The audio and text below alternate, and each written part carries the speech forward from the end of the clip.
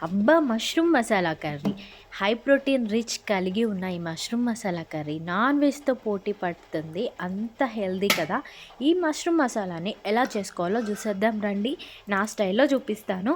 ముందైతే మష్రూమ్స్ అయితే చాలా ఫ్రెష్‌గా దొరికినాయి నాకు. ఇవి గోరువెచ్చని నీటిలో కడుక్కోవాలి. దానికి ముందు మసాలా ప్రిపేర్ చేసుకుందాం. ఒక 10, 15 జీడిపప్పులు ఫస్ట్ పొడిగా బ్లెండ్ చేసుకొని, తర్వాత 2 పండిన టమాటాలు 2 కలిపి బ్లెండ్ చేసుకోవాలి. తర్వాత గోరువెచ్చని నీళ్ళలో నేను చూపించిన విధంగా మష్రూమ్‌ని కడుక్కొని కావాల్సిన సైజులో మష్రూమ్‌ని కట్ చేసుకోవాలి. తర్వాత కొంచెం నూనె పోసుకొని కట్ చేసుకున్న మష్రూమ్‌ని కొంచెం ఆయిల్‌లో వేయించుకోవాలి. అందులో నుంచి వాటర్ రిలీజ్ అవుతది. వాటర్ అన్నీ ఇంకిపోయిన తర్వాత బయటకి తీసేసుకొని చూపించిన మసాలా ఇంగ్రీడియంట్స్ అన్నీ ఒక్కొక్కటి లేదా 2 స్పైసెస్ యాడ్ చేసుకొని, కొంచెం ఆనియన్స్ ఎక్కువ వేసుకొని, కలేమాకు, పుదీనా, కొత్తిమీర ఇవన్నీ వేసుకొని ఫ్రై చేసుకున్న తర్వాత మనం బ్లెండ్ చేసిన మసాలా పేస్ట్ కూడా ఇందులో వేసుకొని ఆయిల్ కొంచెం రిలీజ్ అయిన తర్వాత పసుపు, అల్లం ఎల్లిగడ్డ పేస్ట్ కూడా వేసుకోవాలి.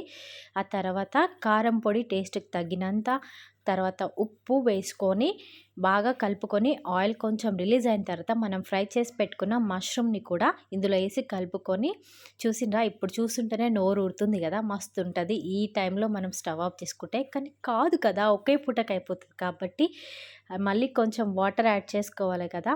కొంచెం ఒక కప్ అంటే స్మాల్ కప్ వాటర్ యాడ్ చేసుకొని మష్రూమ్ అంతా బాగా కలిసేటట్టుగా కొంచెం గ్రేవీ థిక్‌నెస్‌గా ఈ కన్సిస్టెన్సీలో ఉన్నప్పుడు ధనియా పొడి యాడ్ చేసుకొని, వీలైతే గరం మసాలా వేసుకుంటే వేసుకోండి, లేదంటే కసూరి మెంతి వేసుకోండి. అబ్బబ్బబ్బా! నెక్స్ట్ లెవెల్‌లో ఉంటదనుకోండి ఇంగ టేస్ట్ అయితే.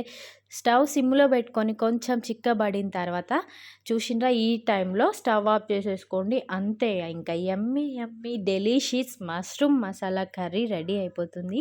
మటన్ కన్నా టేస్ట్ బావుంటది. అండ్ ఇందులో హెల్తీ ప్రోటీన్స్ కూడా ఉంటాయి. డెఫినెట్‌గా డైట్ ఫాలో అయ్యే వాళ్ళు కూడా తప్పకుండా తినాల్సింది. సరే కానీ వీడియో నచ్చితే లైక్ చేసి ఫాలో అయిపోయి సబ్స్క్రైబ్ అయిపోండి.